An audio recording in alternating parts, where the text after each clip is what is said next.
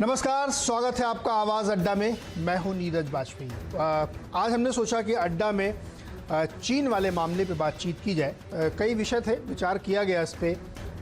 दिल्ली में चार्जशीट वाला मामला भी चल रहा है, कोरोना पे अक्सर हम बातचीत करते रहते हैं, लेकिन मुझे लगा कि चीन पे इसलिए बात करनी चाहिए कि एक महत्वपूर्ण बैठक है कल, और उससे पहले इस विषय को समझना कि दरअसल मामला क्या है ज़रूरी है और किस हद तक मामला पहुँच चुका है। तो इसीलिए आज चीन के साथ जो हमारा सीमा विवाद चल रहा है और उसकी वजह से एक तनाव की स्थिति बन गई है, उस पर बातचीत करेंगे। तकरीबन 1 महीना हो चुका है और दोनों साइड के सैनिक आमने सामने हैं, जिसको कहते हैं कि मिरर डिप्लॉयमेंट, यानी एक साइड में वो, एक साइड में वो।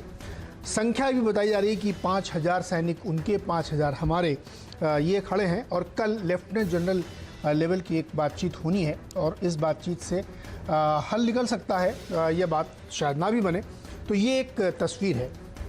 समझने की कोशिश ये होगी कि आज अगर कल बात नहीं बनती है तो आगे क्या होगा, और बार बार चीन ये हिमाकत क्यों करता है, उसको क्या दिक्कत है, क्या सीमा विवाद के जो हमारे समझौते किए गए थे 1993 में और 2005 में भी जो कुछ किया था वो ठीक नहीं था क्या, गड़बड़ था क्या।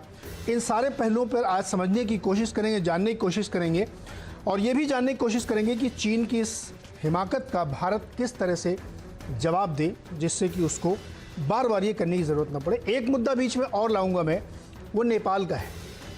चीन के शह पर नेपाल ने भी एक सीमा विवाद रखा है, जो शारदा और तीस्ता नदी के बीच का जो इलाका है, जिसको लेकर के बार बार वो विवाद करता, उस पर बातचीत होगी। लेकिन परिचय आपका अपने मेहमानों से कराऊं। मेरे साथ विष्णु प्रकाश जी हैं, पूर्व राजनयिक हैं, ऐसे मामलों को बहुत अच्छे से समझते हैं कि क्या डिप्लोमेटिक चीज़ें हो रही हैं, उनको कैसे हल किया जाए।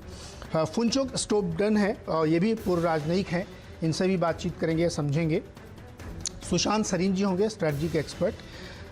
मेजर जनरल रिटायर्ड के सिन्हा है, रक्षा विशेषज्ञ हैं, क्योंकि मामला तनातनी का है और मिरर डिप्लॉयमेंट का है, तो सिन्हा साहब बताएंगे कि उसमें क्या करना चाहिए हमें। और आलोक मेहता जी हैं, एक पत्रकार की नज़र से, एक संपादक की नज़र से, और चूँकि उनका लंबा अनुभव है और उनकी मेरे ख्याल में वो उसके गवाही रहे होंगे जब नरसिम्हा राव के ज़माने में वो समझौता हुआ होगा, तो हम लोग उसको समझने की कोशिश करेंगे। आप सबका बहुत बहुत स्वागत है इस चर्चा में। तो विष्णु प्रकाश जी, मैं जानना आपसे ये चाहता हूँ कि दोनों देशों के बीच में बार बार ये विवाद होता है और चीन हमेशा एग्रेशन के साथ आता है। अब वहाँ तक हम नहीं जाते कि वो जो उसने अपना हमारे ज़मीन का इलाका कर लिया, आप ठीक है LAC के बाद की बात करें, तो उससे आगे वो बार बार इंट्रूजन करता है और उसके बाद स्थिति को गरमाता है। ये स्थिति क्यों बार बार बनती है? क्या वो जो 1993 का हमारा समझौता है उसमें कुछ पेच है क्या? देखिए, जब 1988 में राजीव गांधी गए थे चीन में और हमारी बातचीत का सिलसिला शुरू हुआ था, तो हमारे दोनों की इकोनॉमीज, हमारे दोनों की अर्थव्यवस्था तकरीबन बराबर थी।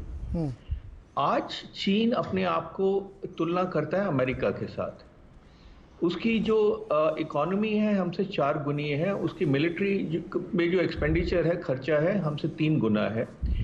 और चाइना का ये एक तरीका है जो जिसको क्रीपिंग एक्सपेंशनिज्म कहते हैं, क्रीपिंग एनक्रोचमेंट कहते हैं, तो ये वो लगातार करता है। साउथ चाइना सी में कर रहा है, हमारे साथ भी कर रहा है।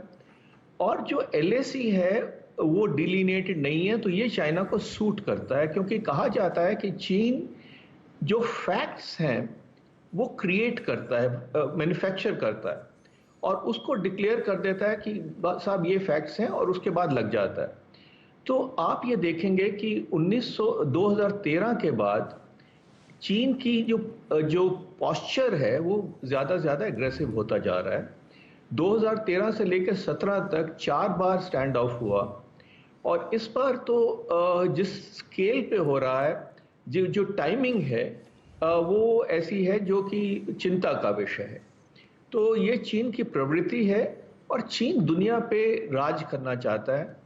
वो हर कोशिश, हमारा दोस्त मुल्क नहीं है, पर हमारे लिए ये ज़रूरी है कि हम किसी तरह जो रिश्ता है उसको इवन कील पे रखें, उसको ख़राब ना होने दें, क्योंकि हमारे हित में नहीं है और शायद चीन के हित में नहीं है। तो यही प्रयत्न हम लगातार करते आ रहे हैं। बातचीत के जरिए मामलों को सुलझाने की।